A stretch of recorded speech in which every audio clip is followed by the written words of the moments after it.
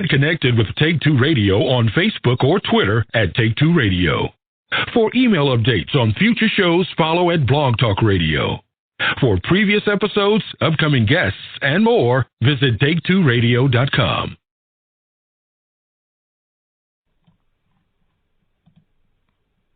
Hi, this is Dave Roundtree, author of Paranormal Technology, Understanding the Science of Ghost Hunting, lecturer, author, and paranormal researcher. And when you're not busy in the field, do what I do and listen to The Mallard Report with Jim Mallard. The opinions expressed on The Mallard Report are those of the host and participants and are not intended to and do not necessarily reflect the opinions of any simulcasting radio network or sponsor. All listeners are advised to make their own decisions. It's the Mallard Report, yeah, the Mallard Report, the paranormal talk radio show with Jim Mallard as your host. See what lies beneath any paranormal activity. Go inside a world that others don't want to see. It's the Mallard Report, yeah, the Mallard Report. Welcome to the Mallard Report. I want to thank you for tuning in, no matter where you are, which website, which or live or recorded or wherever in the world you are. Thank you for tuning in. Want to give a quick shout out to my boy at Spirit Box Apps. Go download him, check him out, give him feedback, constructive. He loves all the feedback. And while you're downloading apps, go download the Mallard Report app. It's available on iTunes and Google Play, so you can listen to the show anytime you want. I think it's really cool. I have it on my phone, and of course, I use it. Not to listen to my show, though. I just like seeing it. I don't really listen to my own show, but that's personal preference. My guest tonight is ROB GUTRO. Rob. Hi, Jim. How you doing? Good. How are you? Good. So how do you say your last name again? GUTRO? It's Guthro. Guthro. Guthro. Yes. Scribble some more notes down. I had it, and then I looked at my notes, and I changed, Anyways, so give me the general, I hate use, I use this word a lot, and I should come up with a better word. Give me the Twitter bio of you so people can understand who you are. The Twitter bio, okay. Well, I'm an author of 2 books. I belong to a ghost tracking team. I'm kind of I'm a medium, a developing medium, and I'm also a meteorologist by trade. So throw that all together and stir, and you have me. Yeah, just a simple thing to prepare for, because I like talking to authors and I like talking to investigators, and the meteorology thing is just an added bonus if we can delve through all these different pools and get there. So the first thing I want to talk to you about is being a medium, because I think that's the most interesting part of it. I could be wrong. You could tell me something different, but when was that first moment that you had that you realized that there was something more going on towards being a medium? It was when I was a teenager, and the good thing was is that it was actually a visual thing. It wasn't a message that I heard, because I would have thought that I was going crazy. So I actually saw my grandfather materialize 6 months after he died, before my eyes, and I was the only one in the house. And he was there long enough for me to know that it was actually him before I ran out of the door in total fright. Yeah, so that has to be a experience, that's for sure. So what has been the biggest challenge in being a medium? The biggest challenge is always proving the messages, I think. And, that's the scientist in me, too, that always seeks proof. And basically, I started getting the proof. Well, let me back up for a minute. I started getting proof through a dog of mine that had passed and had given me all kinds of proof over and over again that he was still around. But then I would go into historic homes and I would get messages, and then I would talk to the docents in the homes and find out that people like the ones that I were describing actually lived in the home. So that was good proof. Makes it easier on yourself, because I'm sure it's got to be, oh yeah, sure, and then you put you into this mission of trying to confirm it, and then once you do, it makes you feel, well, it might scare you, it might put you at ease. I'm not sure which way did it go for you. Well, I've been dealing with it for so long that there are days that I would actually rather talk to dead people. I understand. I understand that completely. Yeah, they were all living, breathing people once before, or animals, and they're no different on the other side. Well, that's good to hear. I mean, it's comforting to hear that you were mentioning that before we came on air that somebody was comforted by your book during the time of the passing of their mother. So it's good to hear they are the same on the other side. Yes, and people on the other side, one of the lessons I've learned, I actually wrote a book, the second book that I wrote was called Lessons Learned from Talking to the Dead. And that was after I'd really been refining my abilities for a couple of years. And all the lessons I learned include things like treat everybody with respect. You should really treat people like the way you want to be treated. I mean, I know that sounds simple, but that's a big, strong message from the other side. Because a lot of people on the other side that haven't crossed over are always asking for forgiveness from the living because they don't feel like they're worthy of crossing over, so they stay earthbound. So always forgive people and treat each other nicely. Yeah, it'd be tough to have somebody that you were close to and not have a chance to, that's a bad phrase, settle the score with them before you passed. Well, I'll tell you, one of the things I wrote about, I think it was in my first book, Ghosts and Spirits, is that in my own family, my mother and my aunt had a love-hate sister relationship kind of thing going on. And my aunt passed in the early 80s. And she was not always the nicest person to my mom, even though I loved both of them very much. My mother had a hard time forgiving her sister for doing things like stealing her clothes and wearing them out and so forth. And so my aunt was earthbound. My aunt remained earthbound for about 25 years. It took me 25 years to convince my mother to forgive her. And I always tell people, I said, my mother was Italian. She, the Italians invented the word vendetta, so it was a big deal. Yeah, I was gonna say, I'm sure as time passed, it didn't get any easier. No, no, it doesn't. But it's an important lesson, I think, for everybody. Yeah, I always hear the phrase, forgive the person, but don't forget. Yeah, that works. And it's actually reducing the burden on your own shoulders, too, because it's just extra baggage that you always carry around with you. Yeah, nobody needs that. I think, as you just mentioned, we'd rather talk to dead people than a lot of people. There's enough going on in your day-to-day life that you don't need to add to it. So that's right. So I've got a question here. You refer to yourself as medium rare on your website a couple different times, and I've been known to joke that some people are extra large. They get too out there and flamboyant and stuff. So what are you talking about when you say medium rare? Medium rare means I'm not really fully cooked when it comes to being a medium. I'm not a learned medium, meaning I get messages when I get messages, and a lot of mediums have the ability to focus and meditate and channel whenever they want. And that's just not the case with me because I'm too involved with, day-to-day life and my other career and everything else. But when I do get messages, I do share them if I think the person can actually understand. Meaning, if I don't think the person is an ultra-conservative who would think I'm talking to a demon, which we don't talk to demons. So you have to be really careful about who you approach with messages. And that's one thing I've also learned. But You're not going all Long Island medium on me and just picking a random person up at a convenience store and saying you have a message for them? Well, sometimes I've actually wound up doing that.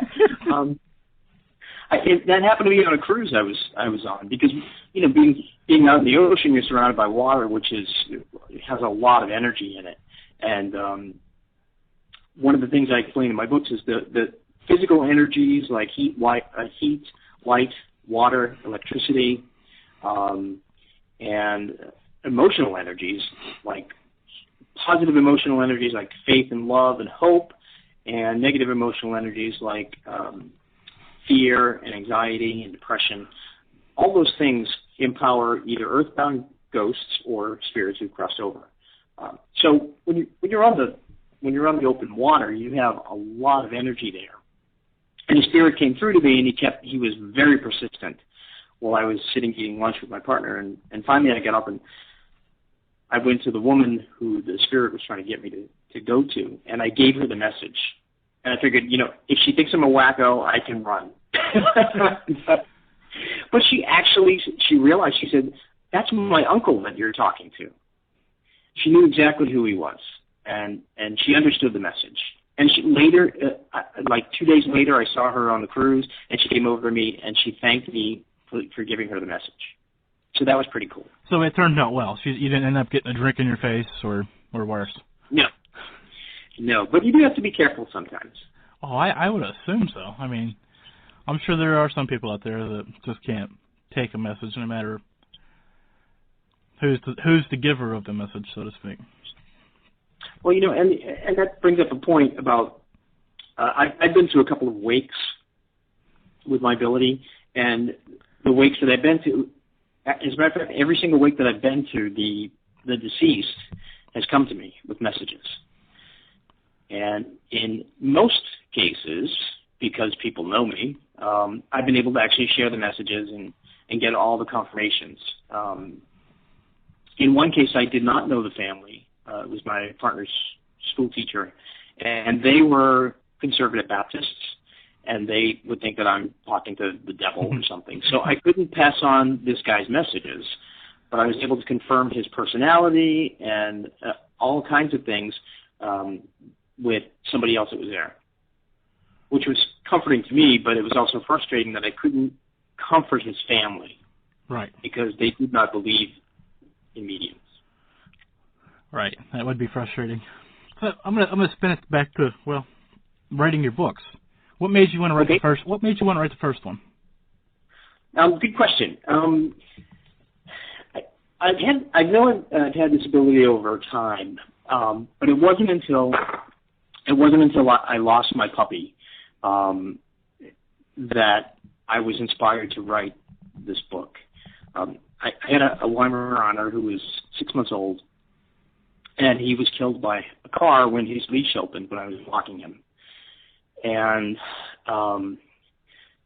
that very night, when I came back to the house with his little body in the back of my vehicle, he started coming through with all these messages. And I knew it was him because I could actually hear him. We took him we took his body to the vet, and myself and a couple of other people were standing outside waiting to go in to the vet to say our final goodbye. Suddenly, a trash can lid popped right off of the trash can, and there was nothing around it, right near the back door of the vet's office. And I heard him say, "Dad, that was me." I knew it was him. That's pretty strong right there. Yes, that's a pretty strong spirit right there. So what I've done is what I did is I started cataloging all of these signs, and not only by me but by others that I knew were getting messages. Then I talked to other people. I started going into historic homes and proving the people that lived there some of them were still there. So I decided to put a book together. And as I was writing it, my dad passed away.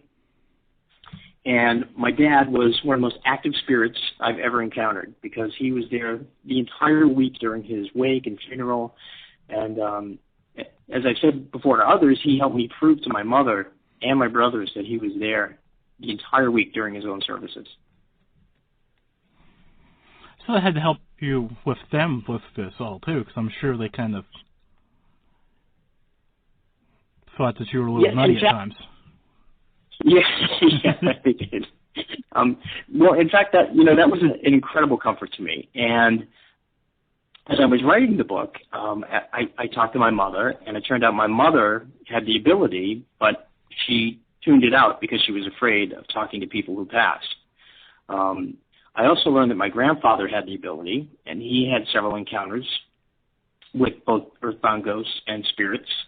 And one of my mother's cousins used to work with police in Massachusetts and solve crimes with her abilities. So it ran in my family. I hear that. That's how it goes. So that's fascinating to think about that it does.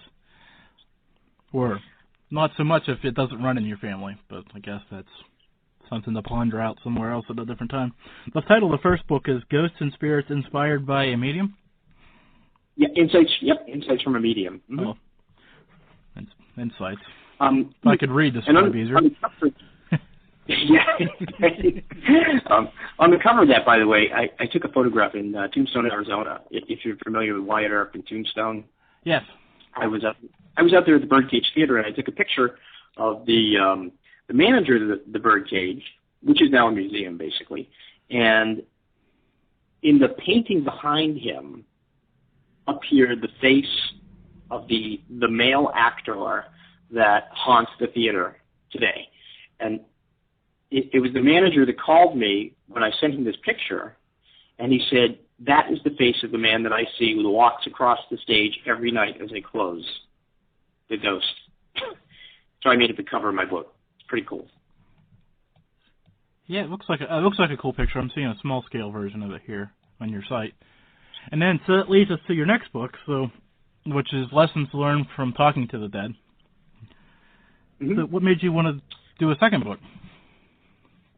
Well, it's because I kept getting messages from people, and I had a lot of questions. I started going out and talking about my experiences, and every time I went out, people would have questions. They wanted to know about what happens to suicide, murder victims. Tell me about animals. How do non-speakers like infants communicate? How to protect yourself from ghosts. What about slow death experiences and wakes and poltergeists and spirits and anniversary dates? So I addressed every single one of these things in this book. So I actually wrote it to be more like a reference book, but every single chapter contains personal experiences with regard to all of those topics. That's a good sounding book. I started reading your first book, which kind of got me into it. So is there another book coming? I guess it's the ultimate question to finish this series of questions out. Well, there is. Well, thank you for asking. Actually, there's actually two books coming. One this year. It's called Pets and the Afterlife, and this one specifically because it's near and dear to my heart. We have 3 dogs, and we've worked with 2 dog rescues that we worked for many years as volunteers. But a lot of dogs and some cats have actually come to me and given me messages. And in this book that I'm going to be putting out, I think in April, I explain scientifically the different levels of intelligence of dogs. I use dogs as an example. The different levels of intelligence and how they can communicate in many different ways. Because if you think about it, and a study just came out, by the way, yesterday from England that proves that dogs understand human emotions. And last year there was a book out called How Dogs Love Us that was about a scientist that used MRIs to prove dogs have intelligence and response and understand human behavior, and they communicate with us. So there's a lot of science. There's science in this book. There's scientific basis for communications, but there's also I outline the ways that they communicate, there's 3 other mediums who are friends of mine that also shared their personal stories about how their dogs have communicated with us. So, and there's a lot more, but that one's coming out probably in April. And the 4th book, which I've already written, but I have to edit it, is called Energy, Entities, and England, because I took 2 trips to England, and I ran into so many earthbound entities that I filled the whole book full of them. And I also explain the science behind it with the energy.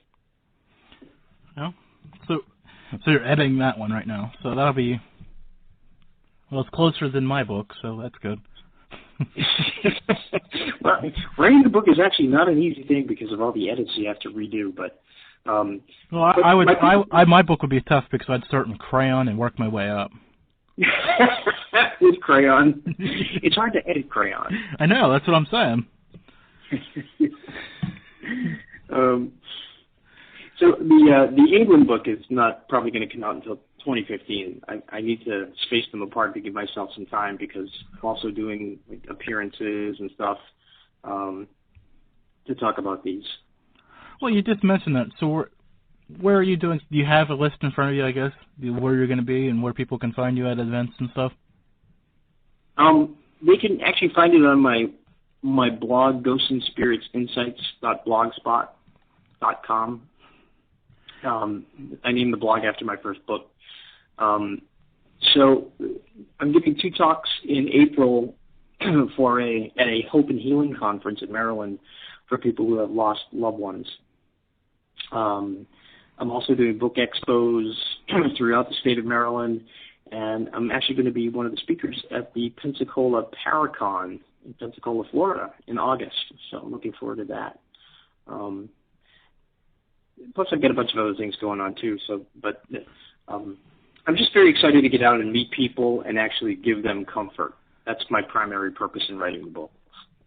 Yeah, it's got to be rewarding to meet somebody and have a connection with them off of one of your books or something that you can connect with in that time that you share with them.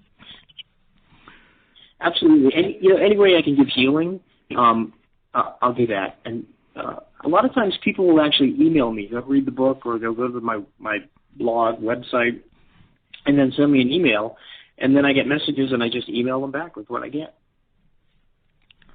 That's cool. I like that. I like that about people that get it, so to speak, and not always send an invoice first. Yeah. No, I think this is a gift, and it's a gift that I want to help. I just want to help people with it, and I have a career, so I don't have to worry about making a living from it. So, and the reason I wrote these books is, as I said, to help people, which is why I made them as cheap as possible. I mean, they're like $8 and $9, and the ebooks are like $2.99. So I really wrote them to give people comfort. That's a good thing. You mentioned being part of a ghost tracker team. So how does that transpire? How did you join that? That actually resulted as a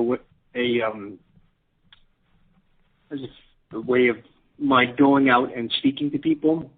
I contacted a local ghost tracking group or ghost hunting group in Maryland, and after I spoke about my first book, they asked me if I would be interested in joining as a medium. So I jumped at it, and I've been with them for several years. One of the 3 mediums on staff, and I usually only do private investigations. I don't need to go into the historic places. I just want to help the people who have earthbound ghosts in their house and cross those ghosts over and bring these families peace. Right. So when you're investigating, do you use any equipment, or are you just trying to absorb feelings? That's a really good question. The way we conduct investigations on inspired ghost tracking, and by the way, all the investigations are free of charge. We don't ever ask anybody for any money, which is the best thing to do, in my opinion. So we go in, the mediums always go in first and get their feelings, and after the mediums sweep through for the first hour, then the rest of the team will go in with scientific equipment. Although one or two of the team members will go in with a recorder so that they'll record what the mediums are getting, and we usually compare notes as we go through. One of the coolest investigations that I actually wrote about it in my Lessons Learned from Talking to the Dead book. It was about a double murder investigation. This family had moved into the house, and apparently, well, we learned that it was haunted by 2 murder victims. Myself and the other medium went through, and we knew nothing about the house. We didn't even know where it was until an hour before the investigation, when we had to drive to go to it. So when we got there, long story short, we got in, we went right down to the basement where we sensed that something really bad happened. We both knew that there was a murder that happened. Over the course of an hour, we realized that my friend Troy, who's a medium on the group, was talking to a younger woman. I was talking to an older woman. We realized that there was a double murder in that house. And we both identified exactly where it happened. We both felt the sensations of how these women were brutally murdered in this house. All the physical sensations, being hit over the head, stabbed, shot, sexually assaulted, all kinds of things. Just a really horrible situation. And after the investigation, we sat down with the manager of the Inspired Ghost Tracking, and she confirmed everything that we got, which was chilling. And the murderer was caught, by the way. That's good. When the team came back in, they were taking pictures, and they took a picture of the room where Troy and I sensed a lot of the energy, where we sensed these 2 ghosts. And they got a picture of an orb. When we blew up the orb, you could clearly see eyes, nose, mouth, cheek, chin, the face of a woman, one of the 2 women that were still in the house. So it's in the book, actually. Wow. How far apart were the murders? I guess is my last murder question for tonight, I hope. The murders happened the same day. It was a woman and her daughter-in-law. They were brutally murdered by the downstairs tenant of the house. It was actually a residence, and they were brutally murdered in the house. So, yeah. And they had been there, I guess it happened, 5 years before or 7 years before. I can't remember exactly. But so those ghosts were in there a long time, and they were actually frightening the family because they were pulling sheets. They were shadow figures that walked through the house. There were cold spots and all kinds of things. But we were able to cross them over. I was going to say, how did that result for the family then? But you just answered my question, so that's positive that it was able to become a tenable situation for everybody involved. Yeah, we always cross ghosts over, and sometimes one thing I want to bring up real quick, if I can, is that people should never use Ouija boards because they open portals. I mean, granted, I understand if you're trying to contact one of your loved ones, but if you use a Ouija board to do that, not only may your loved one come through, but other things that you don't want come through. And we've had to close a number of portals for people that use Ouija boards. Can I ask you a question, seriously? Isn't sure. Investigating a form of doing the same thing, though? Trying to reach out... Isn't investigating basically the same thing, though, when you're trying to reach out and contact the other side without the board in the way?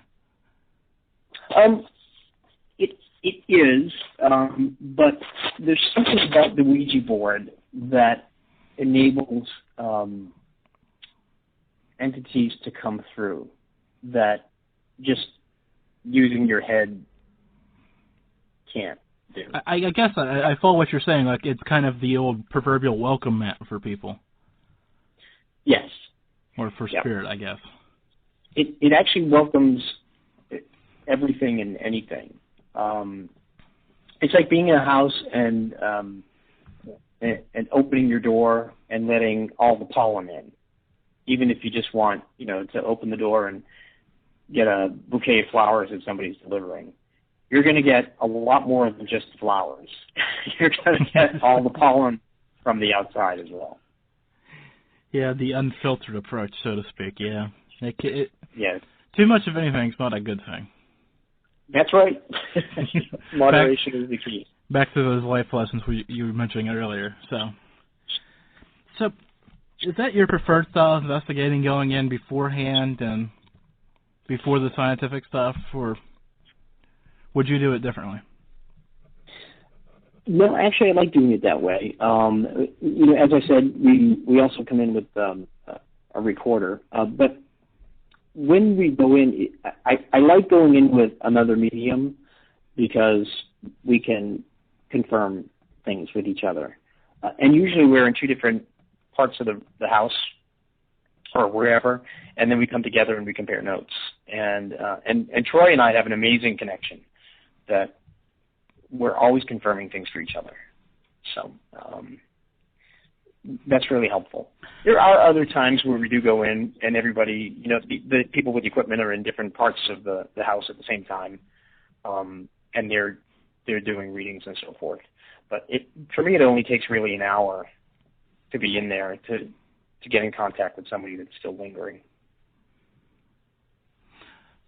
So I know you said you normally do residential houses, and I respect that, and I agree with that. But at the end of the day, there's always that bucket list of places people would like to go visit or go investigate.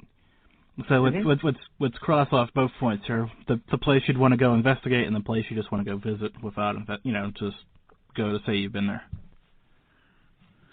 That would be every castle that I went to in England. I find the castles and the Tudor history fascinating. So when we went in there, I was hoping it was clear, but I wasn't going to be surprised if there were still people lingering there, and there were. But my primary purpose is to just help people in residences. But I do have an interest in history and always like to check things out. And if somebody comes through, I'll talk to them and find out why they're there and help them cross over if that's what they want to do. I have found a lot of earthbound ghosts in historic places that just love their house and they just don't want to leave. So, we're not going to make them cross over if they don't want to go. And they're not bothering anybody. Yeah, I mean, as long as you're not bothering anybody, that's the key. Yes, yeah, exactly. So when you mentioned earlier getting up and speaking at these events, what do you like to, what's the topic? I mean, I know we like to talk about people that have passed on and this stuff. Is that the topic you enjoy talking about the most? I think the topic that I enjoy talking about the most is the signs that loved ones can give to us, so that I can help people recognize for themselves when one of their own loved ones is trying to convey a message that they're still around, still watching over them, and not to fret over their loss. And that's actually one of my favorite talks. Yeah, I talked about that last week.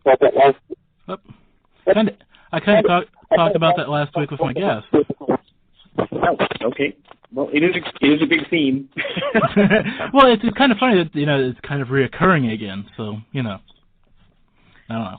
Yeah, I think the most important thing is for us to try and comfort people who have lost loved ones. I will tell you that a member of the Inspired Ghost Tracking lost her mother this year, and she was totally distraught. She was out of her mind with grief, and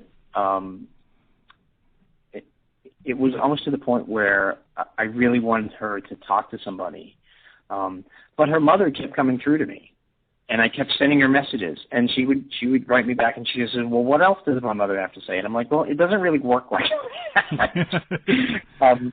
I can't. It's not like I sit down and have a conversation with them.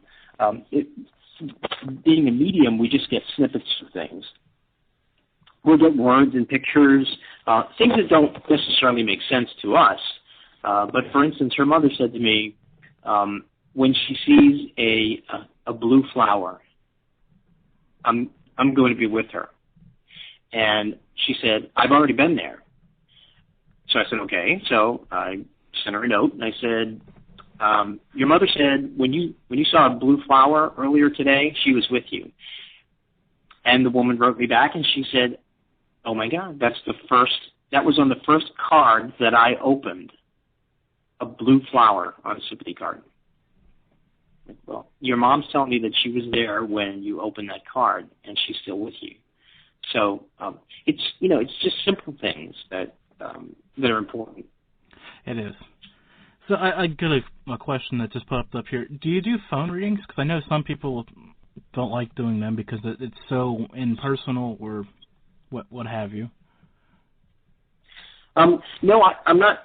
Like I said, I'm not the kind of medium that charges for messages, and I don't do any phone readings because I actually have to be concentrating, and sometimes when I'm on the phone, I'm trying to think of what to say next.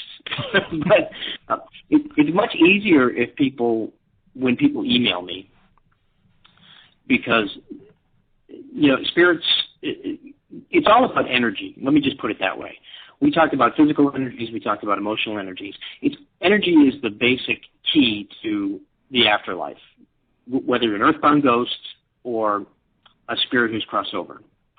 And when people email me, and I read the words that they write, I can actually feel the energy of the spirit around me sometimes. And the spirit, it's almost like automatic writing. The spirit will give me an answer sometimes, most times, and I'll send an answer. I wrote an entire email exchange in my Lessons Learned book with someone that I remotely knew from work, and she lives in California. I've never met her, but I found out that she had lost someone. She had lost her best friend a year before, and he came through to me, and he gave me all of these messages, and she was actually able to confirm every single thing that I sent her, and she was totally blown away by it. So when people email me sometimes, messages will come through, and I'm happy to share whatever I get. See, it seems harder for me because I don't know. The email, it seemed less personal, but I guess if it works for you, works for you. That's the important thing. And plus, the good thing about emails is you can open them anytime you want, and they'll have to actually listen to the person ramble on about things. Yes, and I don't have to be on the phone when I'm trying to go to bed. So, I guess this is a kind of an open-ended question, so to speak. What are your goals? I mean, we've got the 2 books coming. I'm sure you want to do more investigations, but besides all of that, what are your goals in the paranormal, so to speak, without? Well, my goals have been evolving over time, and at first it was a curiosity, then it was trying to find a way to explain the existence of ghosts and spirits, which I have with energy, because for instance, the law of conservation of energy says energy can't be destroyed, it can only be transformed. And we have a lot of energy in our body, so it has to go somewhere. And it meshes with our personality and our soul, if you will, and our memories. And we either make a conscious choice to stay here on Earth or cross over. So I've progressed from grasping my ability to explaining it with science to sharing messages of hope and comfort with people who lost human relatives, and now with people who have lost pets. So that's my next progression, and I just hope to share hope with everybody and comfort as much as I possibly can, and just let them know that there's a lot to look forward to after this life, and my own parents have proven this to me. So Have you ever come across a spirit that was afraid of crossing over because of, well, the religious implications, where they might go next? That's a great question, and yes, I have. That's in the second book. I wrote a chapter about murders and suicides. A lot of times, victims of suicide are afraid to cross over because some religions that whatever they adhered to or were brought up in said that they weren't worthy of going into the light, which is totally untrue. Everybody is worthy of crossing over. Doesn't matter what you did. But you have to really try and live your life as a good person because, you get a review on the other side, and you have to get people to forgive you if you didn't live life the right way. So you will be stuck here, like the guy that cuts you off in traffic. He's going to be stuck. He's going to be stuck behind you. What's the say? Yeah, exactly. But yeah, and it's as sad as that is. People who have committed suicide will unnecessarily force themselves to stay here and not cross over. So we have to cross people over, and you're not. Everybody has a life that they need to live out. We are here. We're all here for a reason, and what you're doing by committing suicide is you're cutting that reason short, and you're shortchanging the value of your life with all of the people that you know. So the only one you're really hurting are the people that you know. And I've had to tell suicide victims on the other side that it's okay to cross over, and they ask for forgiveness from their loved ones. And once we get that, and anybody listening that knows anybody who's taken their own lives, they really just need to forgive them for doing that, and tell them to go into the light and achieve peace, because that's what it's all about. Yeah, peace for anybody, alive or dead, is just the key to having a happy life. Okay. Wow, it's 40 after. I guess I should probably... You mentioned your website earlier, but go ahead and mention that again so we can get that all... And the books are on Amazon and everywhere fine books are sold, of course, but let's get your site out there one more time before I run out of time and forget to mention it.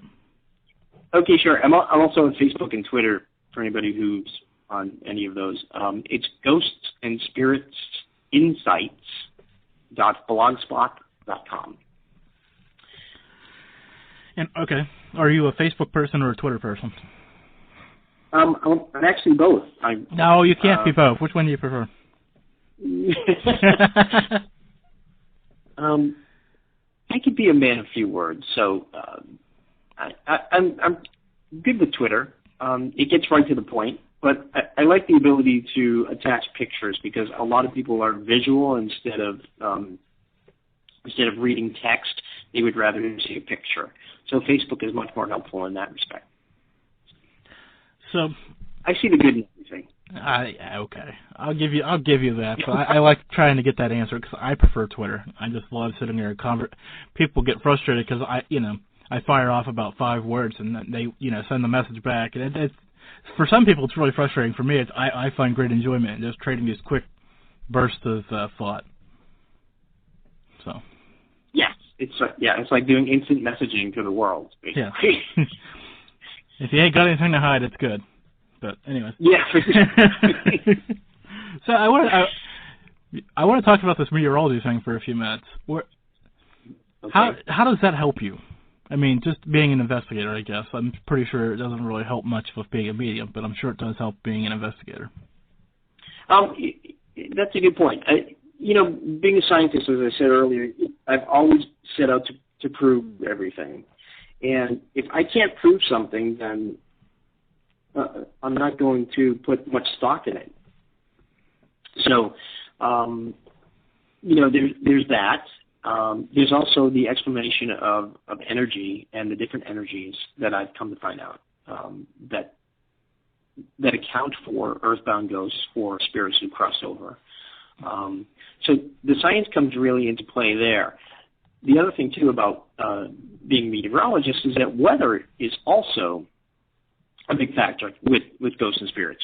there was something about those old movies that used to show thunderstorms whenever ghosts would be walking around in the house. Well, when you think about it, thunderstorms have an awful lot of energy in them. And a bolt of lightning is about 10,000 degrees Fahrenheit, hotter than the surface of the sun. That's a lot of energy.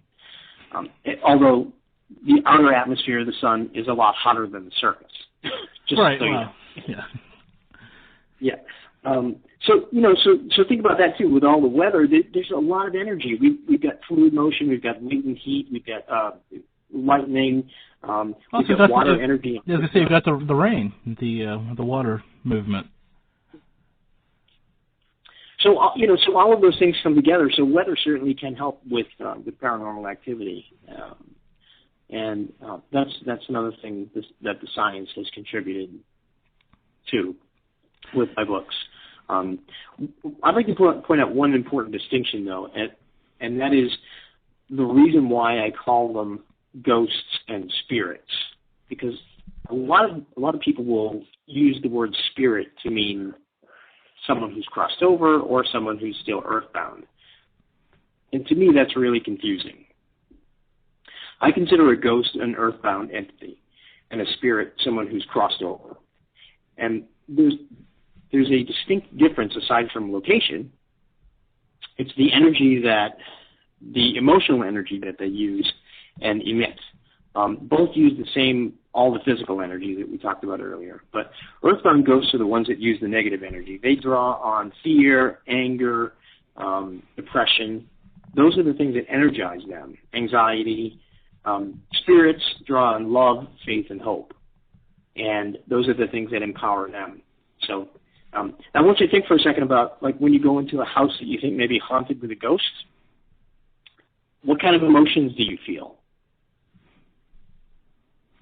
Are you nervous? Are you anxious? Most people are. So what you're doing by being that way, you're actually empowering the ghost with emotional energy to come forth and do something, make a noise, move something, make a sound, something like that. And if you have a ghost in your home, and you'll likely have a lot of fighting, or be highly irritable, or nervous, or anxious, or depressed. And in return, you're actually, by experiencing those moods, you're actually feeding the ghost again, and they're emitting negative energy that is going to cause all those things again: depression, anxiety, arguments. So that's why if anybody has a ghost in their house, it's really important to get that ghost to cross over, because it's a vicious cycle of negative energy that leads to negative emotions in the house among the living. Yeah, and you don't want negativity brooding. I think that's the word I'm looking for in your house. Yes, absolutely not. You need to have a peaceful, calm, happy environment.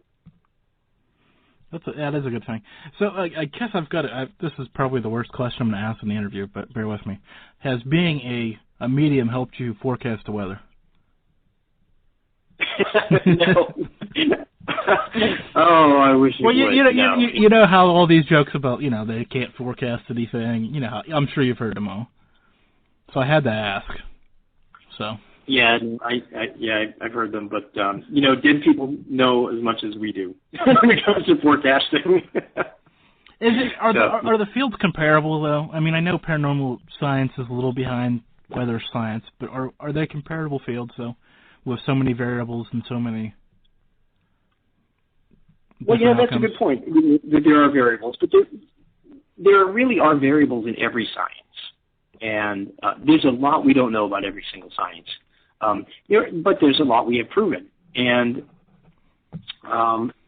we use the scientific equipment to give us physical evidence of ghosts or spirits. So that's as much as we can prove. We can also prove messages from ghosts and spirits by by talking to the people for which the message is intended. So those are the only methods of proof that we have. But, it's a progressive thing, just like any science. I do think there is a science to it.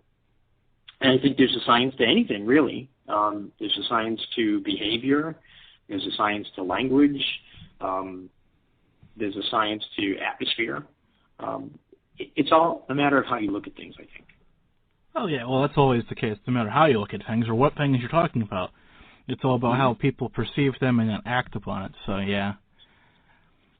Which can also cause controversy, and no matter what you're talking about. Two people see this two things and have two different opinions about it.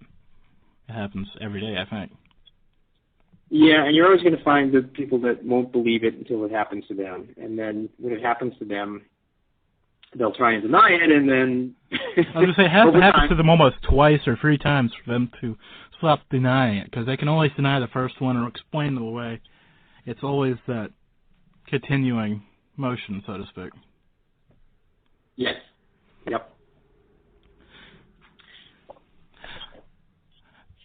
So there were go ahead. There are a couple of things I could talk to you about that people may find interesting about some of that I put in some of the books, if you'd like. Go ahead and hit me if one here. We're going to run well on time here in a few minutes, but go ahead.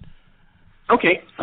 In my lessons learned book, one of my favorite chapters of in anything is about my experience with a spirit who passed away in 1996, and he was very well known to my partner, and this guy died in 96. It was thought that he committed suicide, but he told me he did not. The spirit told me he did not, and he had also crossed over. By the way, he gave me many signs. He gave me disconnected signs, symbols, and pictures of things that didn't mean anything to me or my partner, but when we went and visited the spirit's dad, we were able to piece together the meaning of each and every word, picture, disconnected item, everything that helped prove that this spirit was with every one of his family members the week before we went and visited. So I wrote that in a chapter, and I have pictures in there of some of the things that he talked about. Just weird things, like, I'll give you an example. He kept saying the word jingle to me, and this was in August, and I was no idea what that means. But it's got to be something personal to him, or somebody that he's connected to. No idea what it means.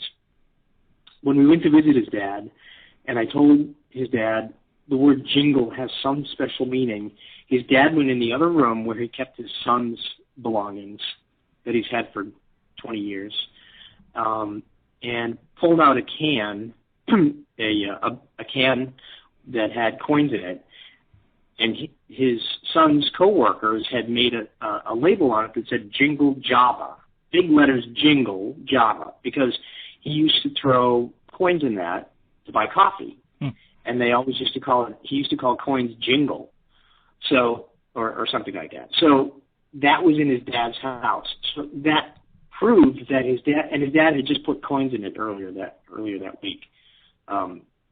Just bizarre things. So ultimately, what it means is that mediumship is a puzzle. When we get messages, it's up to the person that the messages are for to piece the meanings together. But it's a really cool story. Okay, Rob. Well, I want to thank you for coming on with me tonight. I want people to go check out your stuff, find you on Twitter, because we know that's where it's at. And so. Okay. Yep. You can find me there. All right. The Twitter Ghost Medium Book. All right. Have a good night, Rob. Okay. So that was Rob Guthro, excuse me. And so I've got a minute here left, and I want to promote something that I'm going to start doing in next week's newsletter. If you haven't signed up for the newsletter at italkparanormal.com, go over there. Sign up. It's free. I'm not selling the email addresses or any of that crap. You get it once a week, plain and simple. It's from me. I put it together every week, so you get a preview, the podcast link, a book of the week, a little insider thought from me, and this little informative poll questions coming to you. I'm looking to figure out who is the biggest star, air quotes, in TV. Of course, I'm talking paranormal TV, because I talk paranormal, of course. So you'll have some matchups like have Chip Coffey, Grant Wilson, all the different names that are associated with paranormal TV shows. Well, not all the names. I've got 16 people that I've kind of sorted through from different past shows and present shows and come up with this list of, I think, the 16 biggest stars that I could come up with. Why am I doing this? I'm not really sure. I think it's going to be fun. I think it's a good way to engage with you and have some conversations about different people and different shows and the reality and the fiction of them. So over the course of the next month, we'll be talking on social media about different people and different shows and all this stuff. So it is exciting. I'm looking forward to it, looking to see who is actually the people's champ when it comes down to it. I have my idea who it's going to be, but I'm not going to tell you who I think it's going to be. I want the votes to bear it out. And the only way to vote is via the newsletter. It'll be in there. You'll have a week. Well, you'll have 6 days to vote so I can get it ready for the next newsletter.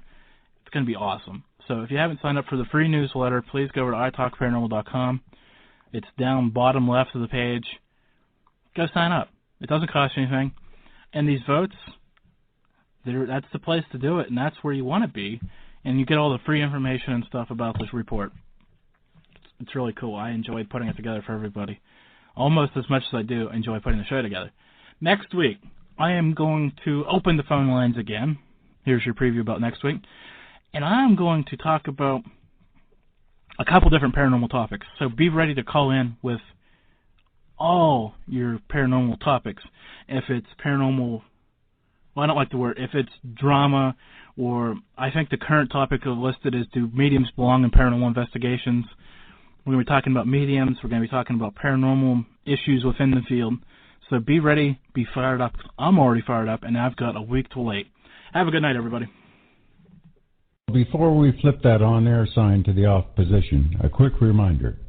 For all things about the report, previews, and reviews, go to italkparanormal.com. If you're looking for a radio show where all things paranormal go, well, tune in and be in the know with Jim Mallard as your host. Come and see what lies beneath paranormal activity. The Mallard Report. Yeah, the Mallard Report.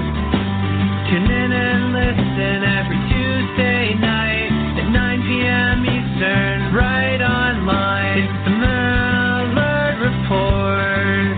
Yeah, the Mallard Report. Get connected with Take Two Radio on Facebook or Twitter at Take Two Radio. For email updates on future shows, follow at Blog Talk Radio. For previous episodes, upcoming guests, and more, visit take2radio.com.